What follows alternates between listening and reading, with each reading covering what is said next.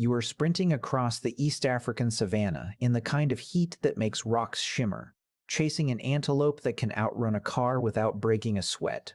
Sweat is already soaking through what little hair you have left. And somewhere behind you, the rest of your hunting party is falling back, unable to hold this pace. You have no claws, no fangs, and barely any fur to speak of, while the animal ahead of you came fully dressed for this climate. And yet in about 3 hours, that antelope is going to collapse from heat exhaustion, and you are going to walk up and finish the job with a sharpened rock. The reason has nothing to do with strength or speed. It has everything to do with the fact that somewhere around 2 million years ago, your ancestors gave up the one thing every other mammal out here was still wearing. So why did we lose our fur, when every close relative we have still walks around in a full coat? Let's start with the part almost nobody gets right. Because here's the thing nobody tells you. You are not actually hairless. Count the hair follicles on a patch of your arm, then count the follicles on the same size patch of a chimpanzee, and the numbers come out almost identical. Humans carry somewhere around 5 million hair follicles across their bodies, which is right in line with other great apes our size. We didn't lose the hardware, we just changed what it produces. A chimpanzee's follicles grow thick, dark, insulating terminal hair. Ours mostly grow something called vellus hair, the fine, barely there, peach fuzz you can see on your arm if you hold it up to a bright light. Same real estate, completely different business being run out of it. Look closely enough and you will even find that same fine hair on places you would never expect. Like the top of your nose or your eyelids, proof that the coat never fully vanished. It just got miniaturized almost everywhere at once. At some point, evolution flipped a switch telling almost every follicle on the human body to downgrade from a parka to a whisper. And figuring out why is where this gets interesting. If the follicles never left, something upstream decided we didn't need what they were making anymore. And the leading explanation is not about looking good, it is about not dying of heat stroke while chasing dinner. In 2004, biologists Dennis Bramble and Daniel Lieberman published a study in the journal Nature arguing that the human body is essentially built to run for hours, not seconds. We have springy Achilles tendons, a long nuchal ligament that stabilizes the head, and a large gluteus maximus that does almost nothing for walking but works overtime during a run. Their conclusion was that Homo erectus, roughly 1.9 million years ago, evolved a hunting strategy built entirely around endurance, chasing an animal not with a burst of speed, but with hours of relentless, plodding pursuit until its body simply gave out. A cheetah can hit around 70 miles an hour for about 20 seconds before it has to stop and pant like it deeply regrets its life choices. Humans cannot do 70 miles an hour. Humans can do 26.2 miles without stopping. Read that again. Because that gap between a sprint and a marathon is exactly where our species built its entire hunting career. And this is not just a theory sitting in an old journal somewhere. Either, in the 1980s and again in the early 2000s, researcher Louis Liebenberg documented sand hunters in Namibia's Kalahari Desert doing exactly this, chasing a kudu antelope on foot at a steady jog through the hottest part of the day for 4 to 5 hours straight until the animal's own cooling system failed and it simply could not run anymore. No bow, no spear thrown from a distance, just patience, tracking skill, and a body that could keep shedding heat long after the antelopes could not. But endurance running generates a tremendous amount of body heat, and a fur coat, structurally, is an insulating blanket. Try running a marathon in a winter parka and the problem becomes obvious fast. This is where the real upgrade kicks in. Humans have somewhere between 2 and 4 million eccrine sweat glands spread across nearly the entire body, which is a genuinely strange feature in the mammal world. Most animals, including our closest primate relatives, keep their sweat glands mostly on their palms and the soles of their feet. We put them everywhere, and the numbers get almost absurd once you zoom in. Some parts of the human body carry several hundred sweat glands per square inch, and a heat-acclimatized person can sweat out more than a liter of water in an hour, and close to 10 liters across a brutal, physically demanding day, all just to keep the engine from cooking itself. Paired with thinner hair, that turned the human body into one of the most efficient cooling systems in the animal kingdom. Losing the fur wasn't really the goal. It was the side effect of installing a radiator good enough to let us outsuffer animals that were, on paper, faster and stronger than we would ever be. Elephants, rhinos, and hippos are relatively hairless too, but for the opposite reason. They are so massive that their surface area to volume ratio already keeps them from overheating, so fur just becomes dead weight. We are not built like that. We are a mid-sized primate who needed an active cooling system because we chose to work brutally hard in direct sunlight, and we paid for that choice in fur. Here's where it gets genuinely interesting, because scientists actually managed to put a rough date on all of this, and the method involves something you would never expect: lice.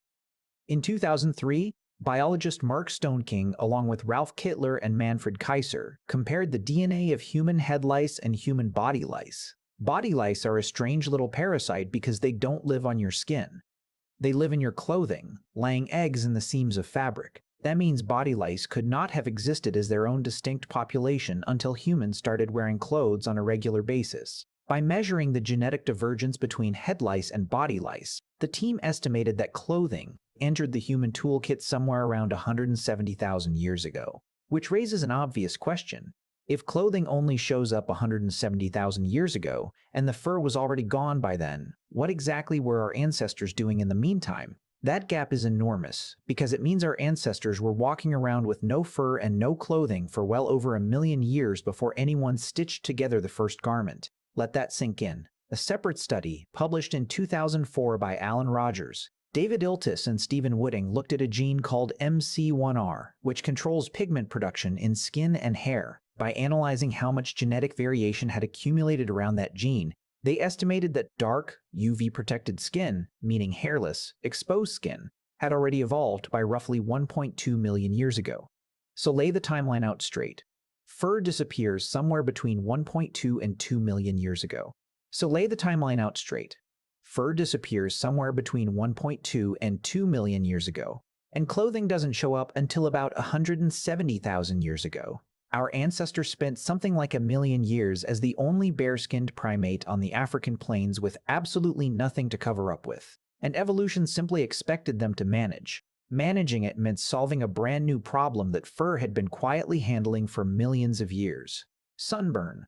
Once that coat was gone, human skin was exposed to direct ultraviolet radiation for the first time in our lineage's history, and that is not a minor design flaw. UV radiation destroys folate in the bloodstream, a nutrient essential for healthy fetal development, and repeated exposure raises the risk of skin cancer over a lifetime. Paleoanthropologist Nina Jablonski, working with geographer George Chaplin, proposed that this is exactly why our ancestors evolved dark, heavily melanized skin soon after losing their fur, essentially growing built-in sunscreen to replace the coat they gave up. It's a strangely elegant trade. Swap a layer of hair for a layer of pigment, keep the cooling benefit, and patch the new vulnerability. Skin color, in this view, is not some incidental detail. It's a direct engineering response to going furless, and later, as humans migrated into far less sunny latitudes, skin tone lightened again to let in enough UV to keep producing vitamin D. Decades later, geneticist Keith Cheng's lab traced one of the key genes behind lighter skin, called SLC24A5, first by noticing it controlled pigment in zebrafish, of all things, then confirming it was a major reason some human populations lightened up as they moved away from the equator. Too dark a skin at high latitude, weak sunlight meant not enough vitamin D synthesis, which could mean soft, deformed bones from rickets in children. Too light a skin near the equator meant folate breakdown and reproductive trouble.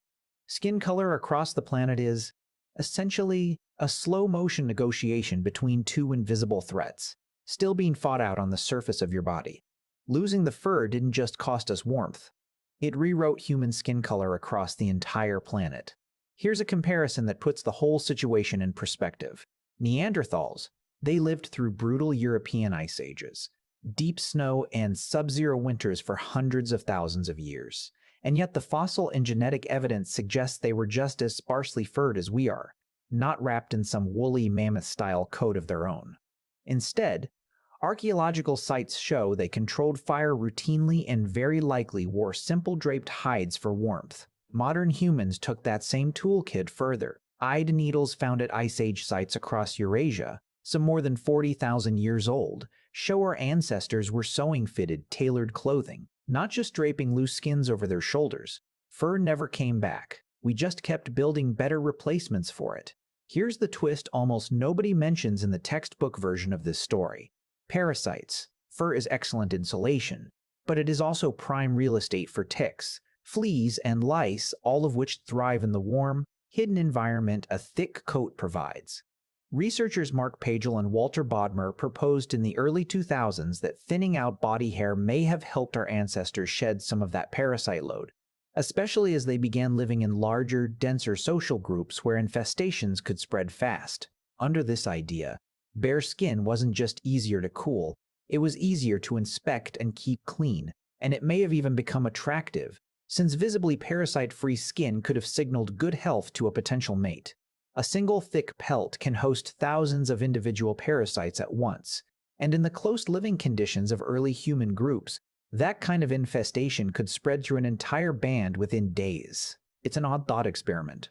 Some of your ancestors may have found smoother skin appealing for roughly the same reason you would rather not cuddle up next to something crawling with fleas.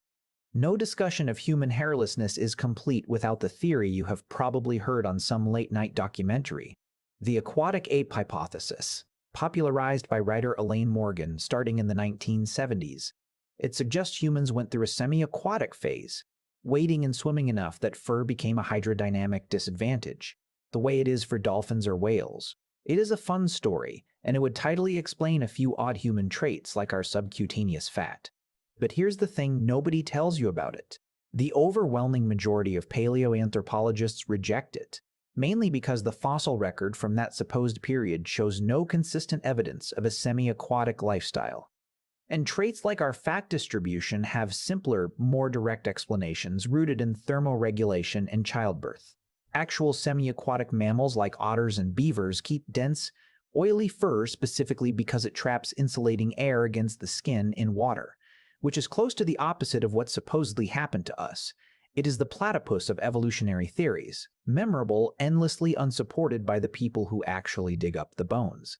So if fur was such a liability, why do you still have a full head of it? That is not an oversight. A head of hair sits directly beneath the harshest angle of the equatorial sun for hours at a stretch, insulating the brain, arguably the single most temperature-sensitive organ you own, while the rest of the body sheds heat freely through sweat. Eyebrows channel sweat and rain away from your eyes. Eyelashes keep the dust out, even the goosebumps you get on a cold morning. A reflex called paloerection are a leftover command from a body that used to fluff up fur for warmth, still firing uselessly on skin that has nothing left to fluff. Your body kept every part of the old fur system that still earned its keep, and quietly shut down the rest. So the next time a bead of sweat rolls down your back on a hot afternoon, you are not looking at a design flaw. You are feeling the exact adaptation that let a slow, clawless, fangless primate outlast the fastest animals on the plains, one relentless, sweaty mile at a time. Back on that savanna, the fur didn't vanish because your ancestors got soft. It vanished because they got serious about winning a race that had nothing to do with speed and everything to do with patience. And that antelope from the start of this video never really stood a chance. Not because you were stronger or faster, but because you were the only species out there who could suffer efficiently, hour after hour, under a sun that eventually did the hunting for you. Every other predator on that plain relied on a burst of violence to get its meal. You just had to be willing to keep going after everything else had quit. So here's something worth sitting with. In a world obsessed with quick bursts of effort, how much of what makes humans exceptional actually comes down to our strange, ancient talent for enduring discomfort longer than anything else alive? Tell me what you think in the comments. And if you want more stories about the bizarre trades evolution made to build the body you are sitting in right now, subscribe, because there are plenty more of them.